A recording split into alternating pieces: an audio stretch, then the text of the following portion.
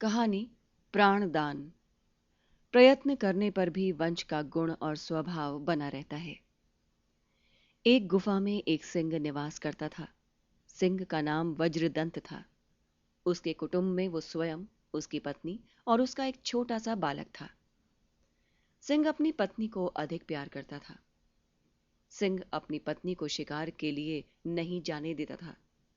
वो प्रतिदिन स्वयं शिकार के लिए जाता था और शिकार करके लाया करता था। तीनों एक साथ बैठकर भोजन किया करते थे। सिंह और सिंहनी दोनों बड़े अच्छे विचार के थे। वे भोजन करने के पश्चात घंटों दुख और सुख की बातें किया करते थे। केवल अपने ही दुख सुख की बात नहीं करते थे, बल्कि दूसरों के भी सुख दुख की बातें किया करते थे। वर्षा के दिन थे। कई दिनों तक लगातार पानी बरसता रहा। पानी बरसने के कारण कई दिनों तक सिंह शिकार के लिए बाहर नहीं निकला।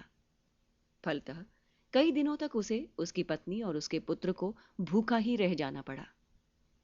कई दिनों के पश्चात जब पानी का बरसना बंद हुआ तो सिंह शिकार के लिए निकला। दिन भर इधर उधर घूमता रहा, किंतु उसे कोई शिकार नहीं मिला। वो मन ही मन बड़ा दुखी और उदास हुआ। संध्या का समय था। सूर्य डूब रहा था। सिंह उदास मन से गुफा की ओर लौट रहा था। सोच रहा था, आज भी पत्नी और पुत्र को भूखा ही रहना पड़ेगा। कैसी बेबसी है। शरीर में बल है, वन में बहुत से जानवर भी हैं, किंतु फिर भी आज मुझे खाली हाथ ही लौटना पड़ रहा है। सहसा सिंह को किसी के रोने की करुण आवाज सुनाई पड़ी। वो इधर उधर देखने लगा। उसने देखा, एक नाले में गीदड़ का एक छोटा सा बच्चा पड़ा हुआ छटपटा रहा है, रह रहकर रो रहा है। सिंह गीदड़ के बच्चे के पास जाकर खड़ा हो गया। उसके मन में आया कि वो उसका काम तमाम कर दे और आज उसी को ले जाकर अपनी भूखी पत्नी को दे। किंतु उसकी छटपटाहट को देखकर सिंह के मन में दया उत्पन्न हो उठी। उसने सोचा, मैं सिंह हूं, बलवान भी हूं। मेरे लिए ये उचित नहीं है कि इस छोटे से छटपटाते हुए प्राणी का शिकार करूं। हम कई दिनों तक भूख को सह चुके हैं, एक दिन और सह लेंगे तो क्या होगा। सिंह ने आगे बढ़कर बड़े स्नेह से गीदड़ के बच्चे को उठा लिया। वो उसे अपने घर ले गया।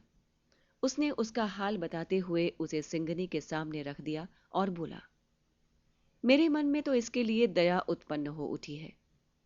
तुम जो उचित समझो करो, चाहे तो मार कर खा जाओ, चाहे इसकी रक्षा करो। सिंहनी बोली, मैं आपकी पत्नी हूं। जब आपने इसकी रक्षा की है तो फिर मैं इसे मारकर कैसे खा सकती हूं। सिंह बोला, तो फिर एक काम करो, जिस तरह अपने पुत्र का पालन पोषण करती हो, उसी तरह आज से इसे पुत्र मानकर इसका पालन पोषण करो। दोनों एक ही उम्र हैं।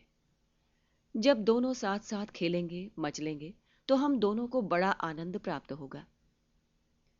सिंहनी की बात मानकर उसी दिन से गीदड़ के बच्चे का पालन पोषण उसी प्रकार करने लगी जिस प्रकार वो अपने पुत्र का करती थी। दोनों बच्चे जब कुछ बड़े हुए तो साथ साथ खेलने कूदने लगे। दोनों यही समझते थे कि दोनों आपस में सगे भाई हैं और उनके माता पिता एक ही हैं। सिंह का बालक तो अपने को सिंह का बालक समझता ही था। गीदड़ का बालक भी अपने को सिंह का ही बालक समझने लगा। दोनों जब तरुण हुए तो शिकार के लिए जाने लगे। संयोग की बात, एक दिन उन्हें एक हाथी दिखाई पड़ गया। हाथी को देखते ही गीदड़ का बालक तो डर कर भाग खड़ा हुआ, पर सिंह का बालक उससे युद्ध करने के लिए तैयार हो गया। सिंह का बालक लौटकर जब घर आया तो उसने अपने माता पिता से कहा, ये मेरा छोटा भाई तो बड़ा डरपोक है। हाथी को देखते ही ऐसा डर कर भाग खड़ा हुआ कि पूछो नहीं। ऐसा लगता है मानो सिंह के घर में पैदा ही न हुआ हो। अपने पुत्र की बात सुनकर दोनों मौन हो गए, किंतु गीदड़ का बालक आवेश में आ गया। वो आवेश भरे स्वर में बोला, वाह, तुमने अपने को वीर और मुझे कायर समझते हो। मैं भी तुम्हारी तरह हाथियों को मार सकता हूं। कल शिकार के लिए जब चलोगे तो दिखा दूंगा मैं कितना वीर हूं। दोनों के वाद विवाद को सुनकर सिंह समझ गया कि सच्ची बात छिपी न रह सकेगी। अब उसके पुत्र पर यह बात प्रकट हुए बिना न रहेगी कि उसका छोटा भाई सिंह का नहीं, गीदड़ का बालक है। और जब उसके पुत्र पर यह बात प्रकट हो जाएगी तो वो उसे अवश्य मार डालेगा। सिंह ने सोचा, उसने गीदड़ के बच्चे को प्राणदान दिया है, पुत्र के समान ही उसका पालन पोषण किया है। उचित नहीं होगा कि उसी के पुत्र के द्वारा उसकी हत्या हो जाए। अतः सिंह गीदड़ के बालक को एकांत में ले गया, उसे पूरी कहानी सुनाता हुआ बोला, हमने पुत्रवत तुम्हारा पालन पोषण किया है। तुम्हारा कुशल इसी में है कि भेद खुलने के पहले ही तुम यहां से चले जाओ। गीदड़ के बालक को जब ये बात ज्ञात हुई, वो सिंह का नहीं, गीदड़ का बालक है, तो डर कर 9-2-11 हो गया।